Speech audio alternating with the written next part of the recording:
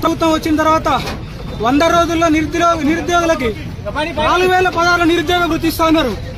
దేశాధినేత వచ్చి ప్రియాంక గాంధీ వచ్చి ఇక్కడ స్టేట్మెంట్ ఇచ్చేళ్ళింది, కానీ వాళ్ళు ఇక్కడికి వెళ్ళలేదు. కాబట్టి కాంగ్రెస్ గవర్నమెంట్ కి హెచ్చరిక చేస్తున్నాం. నిరుద్యోగులకు వెంటనే నిరుద్యోగ వృత్తి ఇవ్వాలి, జాబ్ క్యాలెండర్ ఇవ్వాలి. ఉద్యోగ అవకాశాలు కల్పించకపోతే బీజేపీ తరఫున ఇదే హెచ్చరిక జారీ చేస్తున్నాం. ఈసారి అరెస్టులు ఉండవు, డైరెక్ట్ గా అసెంబ్లీ పుట్టడం జరుగుతుందని కూడా హెచ్చరిస్తాను.